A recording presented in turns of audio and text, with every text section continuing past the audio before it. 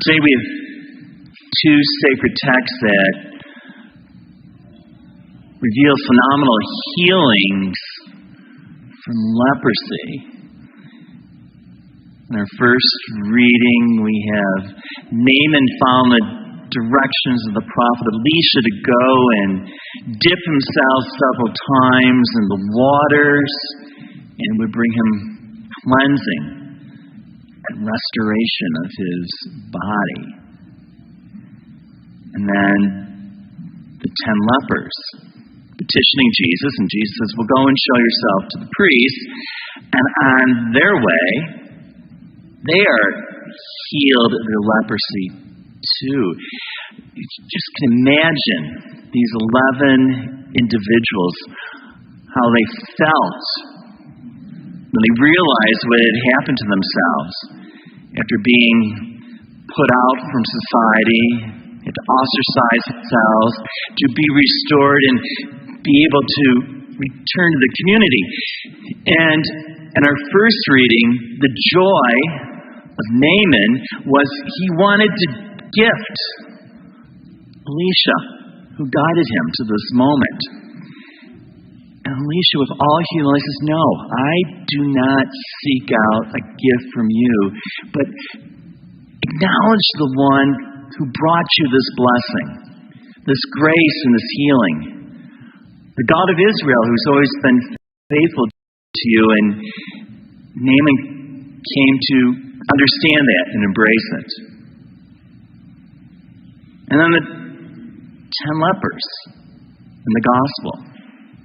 Here they encountered Jesus himself, and he gives them a little prescription, and their healing comes their way. And perhaps we might wonder, as Jesus said, where were the other 9 in gratitude? But we might even think about our own lives. You know, no one here has ever had an excuse for not doing something for the Lord, but we might have in our minds what we think is a valid reason of not following through what the Lord has called us to. But nonetheless, we have this outsider, this Samaritan, as we're told, who came back, got down on his knees, and knew that Jesus was not any ordinary man, and a gift, a grace, a blessing from God, and he praises him and shows his gratitude. And the point for both these individuals is they were very exuberant in their healing. It was not that to go back to the life they had before. No, they were being called to go to new life, a new spiritual journey. And how many times may our prayer, our petition might be a pleading to God to restoration, to go back where we have been, versus where the Lord wants to lead us going forward in the future. We've been thinking about, maybe some of us have been reflecting on it, the American Catholic Church, stressing that for our friend who's visiting today, talking about the Eucharistic revival. And, to examine and look at our appreciation of the Eucharist. Like Naaman, like the Samaritan, those other 9 individuals, we have this great, great gift that's been given to us in the Eucharist, in the life of Jesus Christ. His living in this world, his passion, his death, his resurrection, which we celebrate here in the assembly, to be fed and nourished by word and sacrament. To appreciating of gratitude for our lives and where we've been, but to feed ourselves to move forward, that our life may mature and grow in the ways of the kingdom here and the kingdom he invites us to reveal and share with others for the future. And as I was contemplating the sacred text of this weekend, and that returning to where life was, how many times do some people use that expression, the good old days? But the present moment, And we have the ultimate experience in the present moment of celebrating the Eucharist, and where that present moment will lead us into the hours of this day and hopefully our tomorrows. And we've had some great opportunities here. Damien's with us this morning, and last weekend, for those of you who were here at our liturgy, we have another group experiencing the 19th annotation. The 19th time it's been done, and people exploring the life of Ignatius Loyola and what transformations they can bring to the human experience in following Jesus. We have right now people again, because it was so fruitful, the first time experiences of Bible study and exploring the liturgy of our Eucharist, the Mass.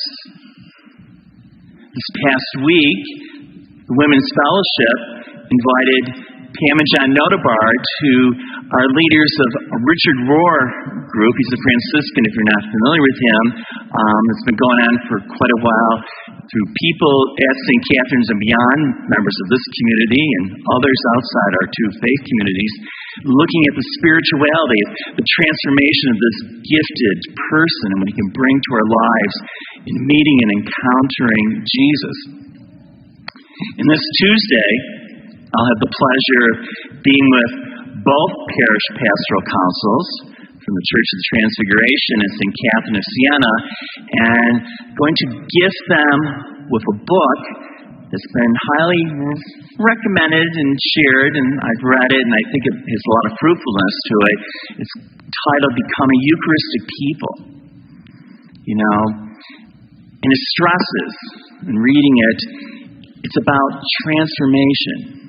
Not living the way you always did, building upon one's past, but building on the future where the Lord calls us to move forward in the life and joy and spirit of the gospel we profess. And perhaps some of you here this morning have other things you might share with me later, insights that's making movement and transformation in your own life. Indeed, I admit myself, I can reminisce about the past, what might be referred to as a good old day. Joys, those are good. But they're there to build a foundation for moving forward and expanding our life with one another. That's why Jesus said, I want my joy to be complete in you. And you're going to do what I've done and even more. He said that. You will do even more. That has always blown me away to think about that. That Rob, that Damien, that Tim, Ann, all of us could do even more in building upon his life and ministry. May we, like Naaman, may we, like that Samaritan individual, recognize where the blessings of our lives come from and thank our God. And thank Him for our lives. But may we have the strength and willingness to say, yes, I will move forward by your guidance in a new spiritual journey and where you need me to be in this present moment.